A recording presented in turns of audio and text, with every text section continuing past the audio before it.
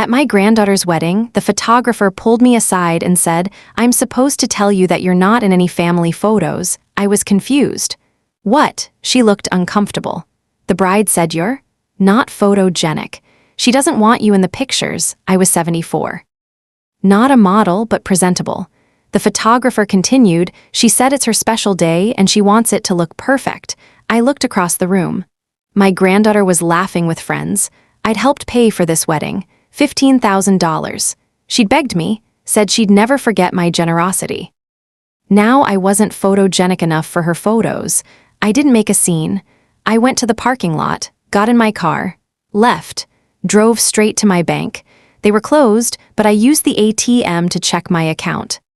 The second payment I'd promised, another $10,000 for the honeymoon, was scheduled to transfer Monday. I called my bank's emergency line, canceled the transfer. Monday morning, my granddaughter called screaming. "The honeymoon payment didn't come through?" I said calmly, "That's correct." She said, "But you promised." I replied, "You promised I was family. Then you banned me from family photos because I'm not photogenic enough." "I've decided I'm not generous enough either." She tried to apologize. Too late. I'd already rewritten that part of my will too. Before we continue, this fictionalized case study is based on documented cases of financial exploitation of elderly family members through emotional manipulation. According to the National Center on Elder Abuse, adult children and grandchildren are responsible for over 90% of financial exploitation cases against elderly relatives, often using emotional pressure and selective affection to extract money. This examines your legal right to revoke promised future payments, how to recognize when family members are using you financially, and how to protect yourself through estate planning. Now let me tell you my story. The wedding was beautiful. I have to give my granddaughter Jasmine credit for that. The venue was stunning, a historic estate in Atlanta with gardens and fountains, the kind of place you see in magazines. I'd helped pay for it, $15,000 to be exact. I was sitting at a table near the back of the reception, watching Jasmine and her new husband Marcus dance. She looked radiant in her white dress, laughing and spinning, surrounded by friends taking photos and videos. I'd gotten dressed up for this wedding. Bought a new dress, a lovely deep purple that cost $300, had my hair done at the salon that morning. I'm 74 years old and I'm not a model, but I thought I looked nice. I felt good about being here, about being part of Jasmine's special day. That feeling lasted about another 30 seconds. A young black woman approached my table. She was carrying a professional camera, wearing all black, clearly the photographer. "Mrs. Harrison," she said quietly. "Can I speak with you privately for a moment?" "Of course." I followed her into the hallway outside the reception hall, wondering what this was about. Had she gotten some good photos of me? Did she need my email to send them? The photographer looked uncomfortable. Very uncomfortable. "I'm really sorry to tell you this," she said, "but the bride gave me specific instructions that you're not supposed to be in any of the family photos." I blinked. "What?" I feel terrible delivering this message, but she was very clear. "No photos with you in them." "I don't understand." "Why not?" The photographer looked like she wanted to disappear. She said you're not photogenic, that it's her special day and she wants the pictures to look perfect. I felt like I'd been slapped. "Not photogenic?" "I'm so sorry." I argued with her about it. I told her you're family and should be included, but she was adamant. I looked back through the doorway into the reception. Jasmine was posing with her bridesmaids, laughing, taking selfies, beautiful in her wedding dress, not a care in the world. "Thank you for telling me," I said quietly. "I really am sorry, Mrs. Harrison. It's not your fault." I walked back into the reception, but I didn't return to my table. I looked around at the expensive venue, the elaborate floral arrangements, easily thousands of dollars worth, the open bar, the live band, the 5-tier wedding cake. All of it paid for partially with my money, $15,000 I'd given Jasmine over the past 6 months. I remembered the conversations so clearly. 6 months ago, Jasmine had called me, breathless with excitement. "Grandma, I'm engaged." Marcus proposed and I said yes. "That's wonderful, sweetheart. I'm so happy for you. We're going to have the most amazing wedding." I've been dreaming about this my whole life. A week later, she'd come to my house in person. Grandma, I need to talk to you about the wedding. Of course. Tell me all about it. Well, we found this incredible venue. It's perfect, Grandma, absolutely perfect, but it's expensive, and Marcus and I are still paying off our student loans. I'd seen where this was going. How much do you need? Jasmine had looked at me with those big eyes. Anything would help. We're trying to make it special, you know, the wedding of my dreams. I'd written her a check for $10,000 that day. Grandma, you're amazing. I'll never forget this. You're the best grandmother anyone could ask for. A month later, she'd called again. Grandma, the catering is more expensive than we thought. Could you help us out? I'd sent another $5,000. You're so generous. Thank you so much. I love you. Now, standing in the reception hall I'd helped pay for, I wasn't photogenic enough to be in the family photos. I didn't cry. I was too angry to cry. I walked calmly through the reception. Nobody noticed me leave.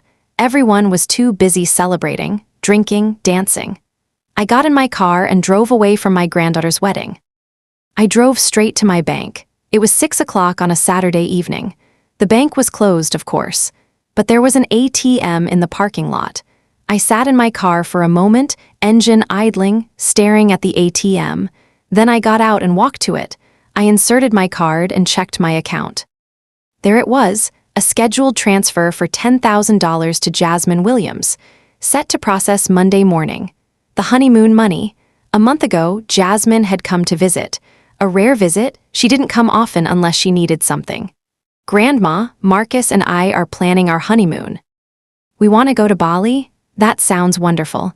It's so expensive though. The flights alone are crazy, and we want to stay at a really nice resort. She'd paused. Could you help? How much do you need? $10,000 would cover the whole trip. The flights, the resort, everything. We'd be so grateful, Grandma, I'd agreed. Set up a bank transfer to process after the wedding. Now, standing at the ATM, I pulled out my phone and called my bank's emergency customer service line. Thank you for calling First National. How can I help you? I need to cancel a scheduled transfer. Certainly, may I have your account number? I provided it. What transfer would you like to cancel? $10,000 to Jasmine Williams, scheduled to process Monday morning. May I ask the reason for the cancellation? The conditions of the gift were not met. I'm revoking it. There was a pause. One moment, please, while I process that. I waited, phone pressed to my ear, standing in the bank parking lot as the sun set. The transfer has been canceled, Mrs. Harrison. Is there anything else I can help you with today? No, thank you. I hung up and got back in my car. I sat there for a long time, hands on the steering wheel, staring straight ahead. I just canceled my granddaughter's honeymoon because she thought I was too ugly to be in her wedding photos, after I'd given her $15,000 for her wedding. I felt a mixture of satisfaction and deep, profound hurt, but mostly I felt clear, like I'd finally seen something I should have seen years ago. I drove home to my house in Atlanta's West End neighborhood. It was a nice house. I'd lived here for 30 years. Robert and I had bought it together when we were in our 40s. He died 5 years ago, and I'd stayed. I made myself a cup of tea and sat at my kitchen table. And I thought about Jasmine, really thought about her, about our relationship, about the pattern I'd been ignoring for years. This wasn't the first time I'd felt used by Jasmine. When she was in high school, she'd called me crying. Grandma, prom is coming up and I found the perfect dress. But it's $500 and Mom says that's too expensive. I'd sent her the money. Buy your dress, sweetheart. Thank you, Grandma, you're the best. She'd never invited me to see her in the dress, never sent me photos. I'd found out later she'd gone with her friends and their parents for pre-prom pictures. I hadn't been included. In college, it was textbooks. Grandma, textbooks are so expensive, I need $2,000 this semester. I'd sent it. For 4 years of college, I'd sent $2,000 every semester for textbooks. Jasmine barely called me during those years. Maybe once a month if I was lucky, always when she needed something. After college, Grandma, I'm trying to start my career as an influencer. I need a good camera and equipment. Could you help? $3,000 for camera equipment. Did she ever feature me in her content? No, I wasn't on brand apparently. Last year, Grandma, I'm struggling with my car payment. Could you help me out for a few months? I'd sent $400 a month for 6 months, $2,400 total. Jasmine hadn't visited once during those months. Not once. Then the engagement. Grandma, we want to have an engagement party. Could you contribute? $2,000 for a party I wasn't involved in planning. The wedding, $15,000 total. The honeymoon was supposed to be $10,000. I sat at my kitchen table and did the math. Over the years, just since Jasmine turned 18 10 years ago, I'd given her approximately $45,000. $45,000. And what had I gotten in return? Occasional thank you texts that felt obligatory. Rare visits, always when she needed money. Being excluded from her wedding photos because I wasn't photogenic enough. I stared at my tea, watching the steam rise. Jasmine didn't see me as her grandmother. She saw me as an ATM, and I'd let her. For years, I'd let her treat me that way. My daughter Kenya wasn't much better. Jasmine's mother, my daughter, had enabled every bit of this behavior. Every time Jasmine asked for money, Kenya would call me. Mom, you should help her. She's family. That's what family does. But Kenya never insisted that Jasmine actually spend time with me. Never made Jasmine show appreciation beyond a quick thank you text. Kenya facilitated the money transfers and then absolved herself of any responsibility for Jasmine's behavior. I finished my tea and went to bed. I slept surprisingly well. Monday morning at 9 o'clock my phone rang. I looked at the screen. Jasmine, I almost didn't answer, but I wanted to hear this. Hello, Grandma, Jasmine was screaming, actually screaming. The honeymoon payment didn't come through. We're supposed to leave for Bali on Wednesday, and the resort just called saying the payment failed. I kept my voice calm. That's correct. What do you mean that's correct? You promised that money? You promised I was family. Then you banned me from family photos because I'm not photogenic enough. Silence. Then, Grandma, I can explain. I don't need an explanation. You made yourself very clear on Saturday. I'm not good-looking enough to be in your perfect wedding photos. It wasn't like that.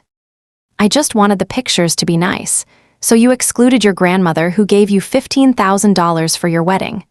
Grandma, please, we already booked everything. The flights, the resort, everything. We can't get refunds. That sounds like your problem. But you promised the money, and you promised to treat me like family. You broke your promise first. I'm sorry, I'm so sorry, the photographer misunderstood. No, she didn't. She told me exactly what you told her, that I'm not photogenic. That you wanted your wedding to look perfect. I didn't mean it like that. I've decided I'm not generous enough either. The honeymoon payment is canceled. Permanently. Grandma, please, Jasmine was crying now. We can't afford the honeymoon without your help. Then cancel it. Or pay for it yourselves. This is cruel. What's cruel is taking my money and then telling me I'm too ugly for your photos. I hung up. The phone rang again immediately. I didn't answer. 2 minutes later, my daughter Kenya called. I answered. Hello, Kenya. Mom, what did you do? Jasmine just called me hysterical. I canceled the honeymoon payment. Why would you do that? Did Jasmine tell you what she did at the wedding? She said there was some misunderstanding about photos. There was no misunderstanding. She told the photographer I wasn't photogenic enough for family photos, after I gave her $15,000 for her wedding. Kenya was silent. Mom, she feels terrible about that. It was a mistake. A mistake is forgetting to thank someone. This was deliberate cruelty. She's your granddaughter, and I'm her grandmother, who she excluded from family photos while spending my money. Can't you forgive her? She apologized. She apologized when she realized the money wasn't coming. Not before. Not when it would have actually meant something. Mom, please, they really wanted this honeymoon. They've been planning it for months. They can still have it, they just have to pay for it themselves. They can't afford it. You know they're still paying off student loans? Then they shouldn't have booked an expensive honeymoon they couldn't afford, and they definitely shouldn't have insulted the person funding it. Kenya tried a different approach. Think about how this makes you look, Mom. People will say you're being petty. People can say whatever they want. I'm done being used. You're not being used. Kenya, I've given Jasmine $45,000 over the past 10 years.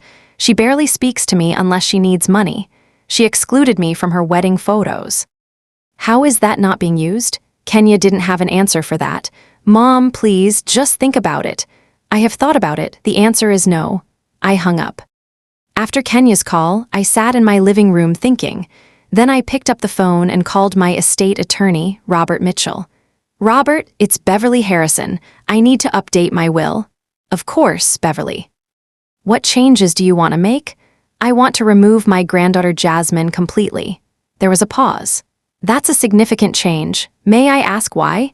I explained what had happened at the wedding, the exclusion from photos, the $15,000 I'd given, the canceled honeymoon payment. Robert listened quietly. I'm very sorry that happened to you, Beverly. That's awful. I want her out of the will, completely. What about your daughter Kenya? Reduce her portion. She's enabled Jasmine's behavior for years. My son Marcus gets the majority. Robert took notes. I can absolutely draft those changes, but I need to ask, are you making this decision while you're angry, or is this a permanent decision? It's permanent. I've been giving Jasmine money for years while she treated me like an ATM.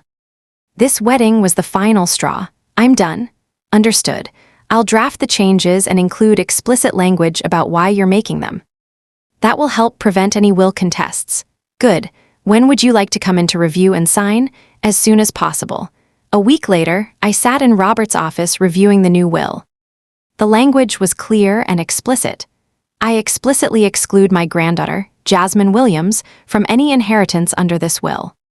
This exclusion is intentional and based on her treatment of me as a source of money rather than as family, demonstrated most clearly by her excluding me from her wedding photographs while accepting $15,000 in wedding gifts from me. I have given Jasmine approximately $45,000 over the past 10 years, during which time she has shown little genuine affection or appreciation, contacting me primarily when she needed financial assistance. My daughter Kenya's inheritance was reduced from 50% to 20%. My son Marcus, who lived in Washington, D.C. and had always been respectful and loving without asking for money, got 70%. The remaining 10% was split among 3 close friends who'd been part of my life for decades. This is very clear, Robert said. The explicit language about why you're excluding Jasmine will make it very difficult for anyone to contest the will claiming you were confused or coerced. Good, because I'm neither. I signed the new will. It felt good, like I was protecting myself. Setting a boundary that should have been set years ago. Over the following weeks, Jasmine kept trying to reach me. Phone calls that I didn't answer. Text messages. Grandma, I made a horrible mistake. I'm so sorry. Please can we talk? I deleted them without responding. Emails with subject lines like I'm so sorry and please forgive me. I deleted those too. 3 weeks after the wedding, I was sitting on my front porch when a car pulled up. Jasmine got out. I watched her walk up my driveway. She looked tired, stressed. Still beautiful, but the wedding glow was gone. She knocked on my door. I didn't answer. Grandma, I know you're home. Your car is here. Please, I just want to talk. I sat on my porch swing, not moving. After 5 minutes of knocking and pleading, Jasmine finally left. She put a note in my mailbox. I took it out later and threw it away without reading it. The next day, a flower delivery arrived, an expensive arrangement with a card. I'm sorry I hurt you. You mean everything to me. Please forgive me. Love, Jasmine. I gave the flowers to my neighbor. These are beautiful, Beverly. They're from someone who thinks flowers can substitute for basic human decency. Enjoy them. 2 months after the wedding, my friend Margaret called me. Beverly, have you seen Jasmine's social media? No, I don't follow her. She posted something. You might want to see it. I looked it up on my computer. Jasmine had posted a photo of herself looking sad and remorseful. The caption read, "Sometimes we hurt the people who love us most. I made a terrible mistake and lost my grandmother's trust. I'm devastated by my actions and the pain I caused. I'm so sorry, Grandma. I hope one day you can forgive me. Family is everything." Broken heart, the comments were full of support. Everyone makes mistakes. I'm sure she'll forgive you eventually. Grandmothers always do. You look so genuinely sorry. She has to understand that. I closed the computer. Margaret called back, "Did you see it?" "I saw it. She's making it sound like you're being unreasonable." "Let her. I know what actually happened, so does she." "Aren't you going to respond? Set the record straight?" "No. I don't need to justify protecting myself to people who don't know the whole story." I started seeing a therapist. Dr. Lisa Montgomery had an office in Buckhead. She was a black woman in her mid-50s, warm but direct. "What brings you in today, Beverly?" "I cut off my granddaughter financially, and now I feel guilty about it." "Even though I know I did the right thing?" "Tell me about your relationship with your granddaughter." I explained everything: the years of giving money, the rare visits, the wedding, the photo exclusion, the canceled honeymoon payment. Dr. Montgomery listened carefully. "How did you feel during those years when you were giving her money?" "Used, but I thought that's what grandmothers do, help their grandchildren." "Help, yes. Be used as an ATM with no emotional reciprocity?" "No. Those are different things." "My daughter says I'm being cruel." "You gave Jasmine $15,000 for her wedding. She excluded you from photographs. Who was cruel?" I started to cry. "I feel like I'm not allowed to be hurt. Like because I'm older and have money, I should just give it and not expect anything back. Not even basic respect." "Beverly, you're allowed to expect appreciation and respect. That's not unreasonable. In fact, it's the bare minimum." Over several sessions, we worked through a lot my guilt about setting boundaries, my anger about being used for so many years, my grief about the relationship with Jasmine, both the relationship I'd wanted and the reality of what it actually was. My realization that I'd enabled the behavior by never saying no, never requiring reciprocity, never demanding respect. "What do you want now?" Dr. Montgomery asked during our fourth session. "I want relationships based on love, not money. I want people in my life who value me as a person, not as a bank account." "Then you made the right choice with Jasmine." "It still hurts." "Of course it hurts. You lost a relationship you wanted to have, but you never actually had that relationship, Beverly. You had a relationship where you gave money and received occasional crumbs of affection. That's not a real relationship." "So I'm not being cruel?" "No, you're being healthy. You set a boundary. Jasmine violated your dignity. You protected yourself. That's not cruelty. That's self-respect."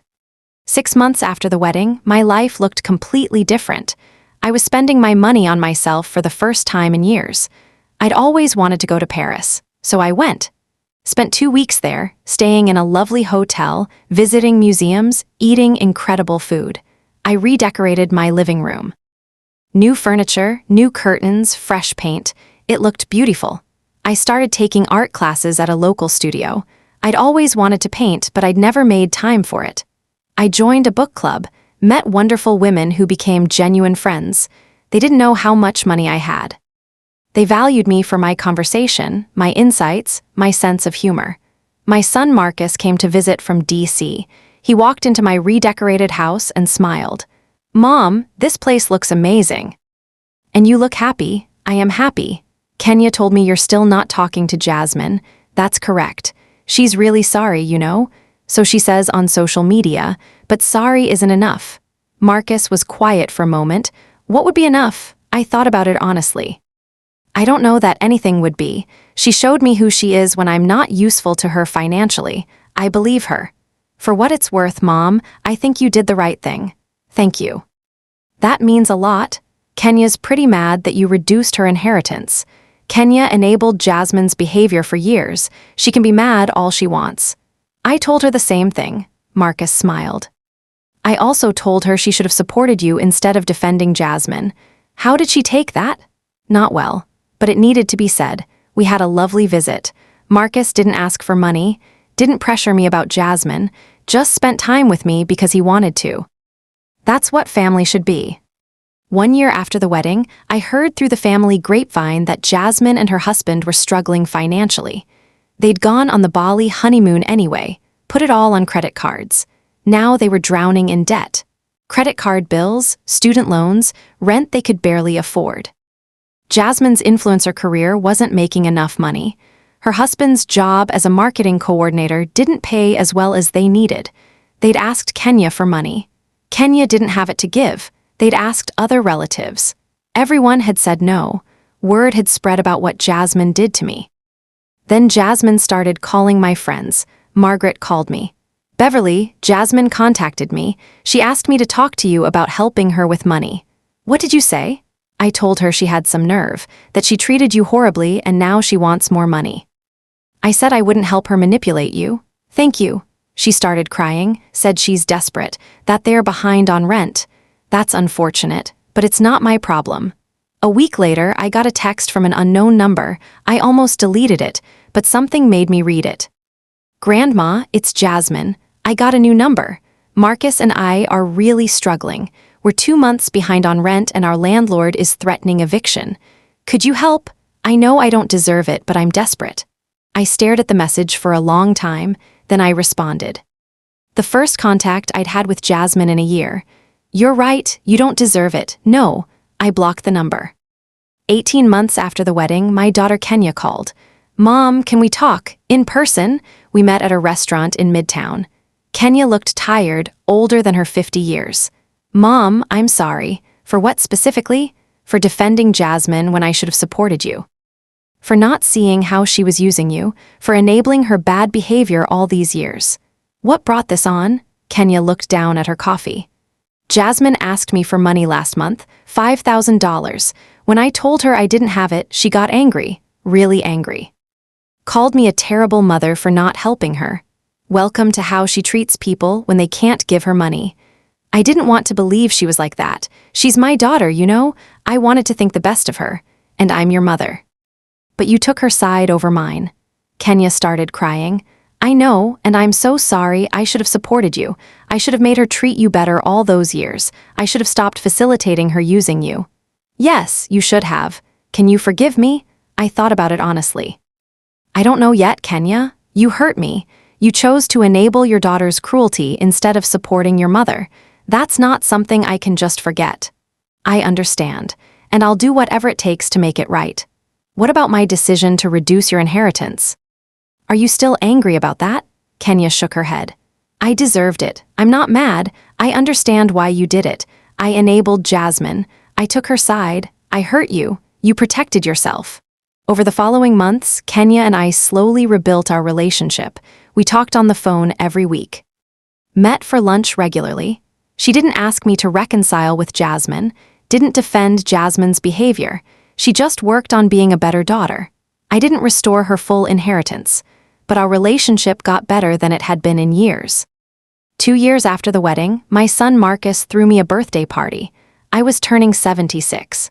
Marcus flew in from DC with his wife and their 2 kids, my other grandchildren, who actually wanted to spend time with me. It was a small gathering at my house. Marcus and his family, Kenya, and a few of my close friends.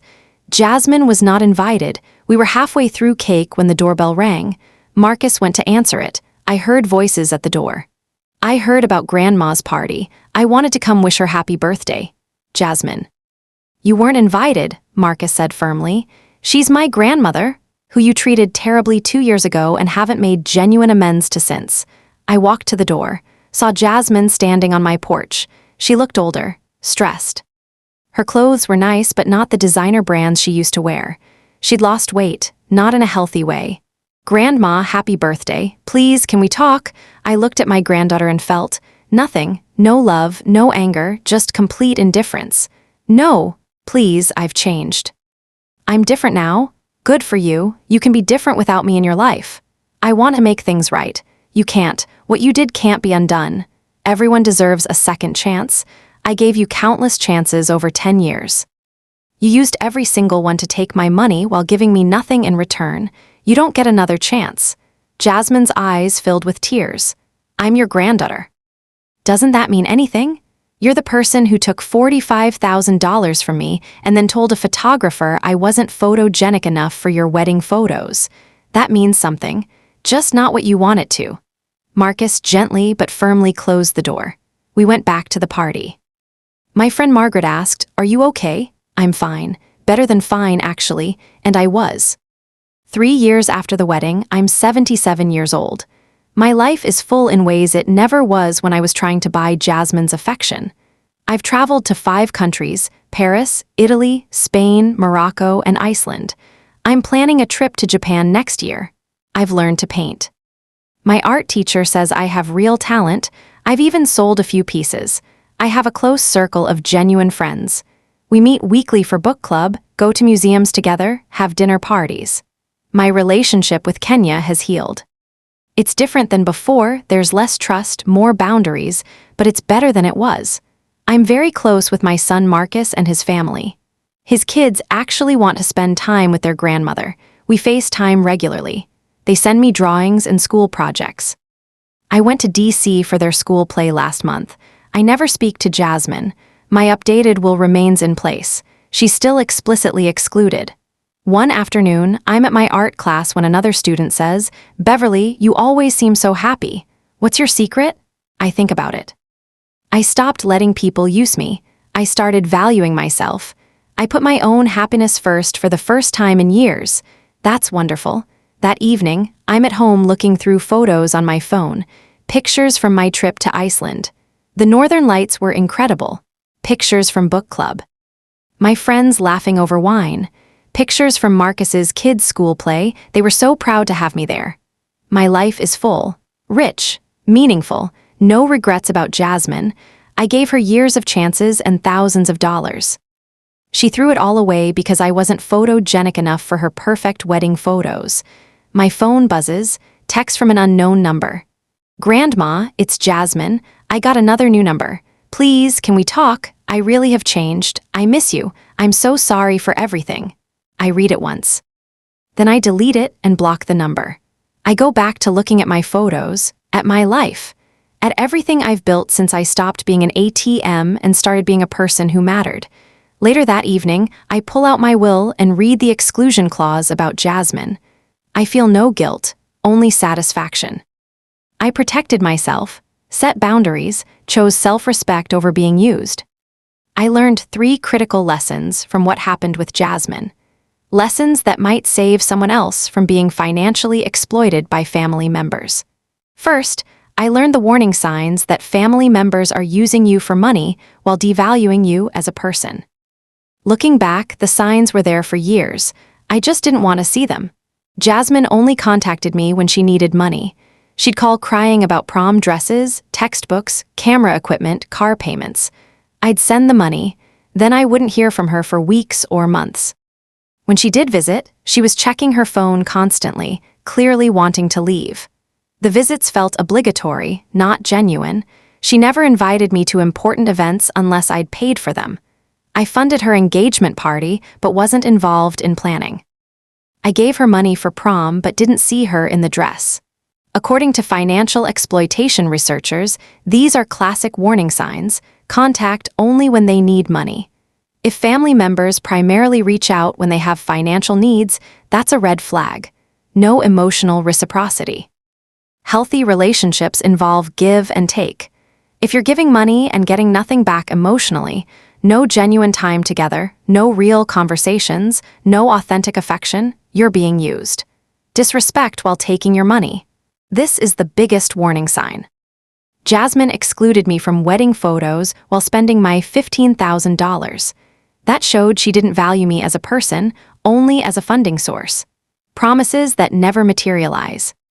"I'll visit soon. We should spend more time together. I'll never forget this." All empty words designed to keep the money flowing. Escalating requests. First, it was $500 for a dress, then $2,000 for textbooks, then $10,000 for a wedding. The requests grow because you keep saying yes. Other family members encouraging you to give. Kenya constantly told me that's what family does and you should help her. She benefited from me funding Jasmine because it took pressure off her. If you see these patterns, stop giving immediately. Don't send more money until the relationship becomes reciprocal. Require genuine time and affection before providing financial help. Notice if they respect you when you're not being financially useful. Pay attention to how they treat you versus what they say. If someone's actions don't match their words, believe the actions. I wish I'd recognized these signs years earlier. I could have saved $45,000 and a lot of heartache. Second, I learned your legal right to cancel promised future payments when conditions aren't met. When I called the bank to cancel the honeymoon transfer, I was nervous. Would they let me? Would there be legal issues? The customer service representative asked one question. "May I ask the reason?" I said. "The conditions of the gift were not met. I'm revoking it." She canceled it immediately. Here's what I learned from my attorney Robert about promised future payments. Scheduled transfers can be canceled before they process. Until the money actually transfers, you can cancel. I canceled Sunday night. It was scheduled for Monday morning. That was my right. Promises aren't contracts unless in writing. I'd verbally promised Jasmine $10,000 for the honeymoon, but there was no written contract. Verbal promises of gifts are generally not legally enforceable. Conditional gifts can be revoked if conditions aren't met. My gift was implicitly conditional on being treated with basic respect and included as family. When Jasmine excluded me from photos, she broke that implicit condition. Completed gifts can't be taken back. The $15,000 I'd already given Jasmine was gone. I couldn't demand it back. But future promised money that I could control. You don't owe anyone an explanation. Legally, I didn't have to explain to the bank why I was canceling. I changed my mind would have been sufficient. This is very different from what many elderly people believe. We're taught that promises are sacred, that you must keep your word no matter what. But promises of gifts to family members who are exploiting you, those you can and should revoke. Here's how to protect yourself financially. Never give money all at once. Schedule it in installments so you can stop if the relationship deteriorates. Don't promise large amounts. Promise smaller amounts and see how they treat you before giving more. Make conditions explicit. "I'll help with your wedding if we spend regular time together" is a clear conditional promise. Document everything. Keep records of what you've given, when, and what you were told it would be used for. Get it in writing if amounts are large. A written agreement clarifies expectations. Don't let guilt override your judgment. Family members will use guilt to extract money. Resist. The scheduled transfer feature at my bank saved me $10,000. If I'd given it all upfront, it would have been gone. Third, I learned how to protect yourself from manipulative family members through boundaries and estate planning. After the wedding, I took several concrete steps to protect myself. I updated my will to explicitly exclude Jasmine. The language explained exactly why. Due to her treatment of me as a source of money rather than family, demonstrated most clearly by excluding me from her wedding photographs while accepting $15,000 in wedding gifts. Robert explained this was crucial. Without explicit exclusion language, Jasmine could have contested the will claiming I'd forgotten her or was confused. The explicit language made my intentions crystal clear. I also reduced Kenya's inheritance from 50 to 20%. She'd enabled Jasmine's behavior for years. She'd chosen Jasmine's side over mine. That had consequences. I stopped responding to Jasmine's attempts at contact. Every call, text, email, visit, I ignored all of it. This wasn't cruelty. This was boundaries. I started therapy to work through the guilt and grief. Dr. Montgomery helped me understand that protecting myself wasn't wrong. I built a new life focused on people who valued me as a person, not a bank account. Here's how to protect yourself. Set clear boundaries. "I will not give money to family members who don't treat me with respect" is a reasonable boundary. Enforce consequences. When boundaries are violated, there must be consequences. Mine was cutting off all contact and money. Update your will. Explicitly exclude exploitative family members with clear language about why. Don't negotiate boundaries. Jasmine tried to apologize and negotiate. I didn't engage. Boundaries aren't starting points for negotiation. Expect pushback. Other family members will pressure you to forgive and restore money. Resist. Build alternative relationships. Invest in people who value you. I found real friends through book club and art classes. Spend money on yourself. I took the $10,000 I would have given Jasmine and went to Paris. Best decision I made. Don't feel guilty. You're not obligated to fund adult children or grandchildren. Gifts are voluntary. For comprehensive resources on financial exploitation, setting boundaries with family, and estate planning to protect yourself, see the information below. Choose self-respect over being used. Choose boundaries over guilt. Choose protecting yourself over funding people who don't value you. Because I'm standing here today at 77, traveling the world, pursuing my passions, surrounded by genuine friends, only because I finally stopped being an ATM and started being a person who mattered. My granddaughter excluded me from her wedding photos because I wasn't photogenic enough. After I gave her $15,000, I canceled the $10,000 honeymoon payment. She tried to apologize when she realized the money was gone. Too late. I rewrote my will. She gets nothing. That was 3 years ago. I'm 77 now. I've been to 5 countries. I've learned to paint. I have real friends who value me. No regrets. Not one. Because the person who thinks you're not good enough for photographs while taking your money doesn't deserve a place in your life or your will. I'm Beverly Harrison. I'm 77 years old. And I'm living proof that it's never too late to stop being used and start valuing yourself. Thank you for listening. If this helps even one person recognize they're being financially exploited by family and gives them the courage to protect themselves, then sharing my story was worth it.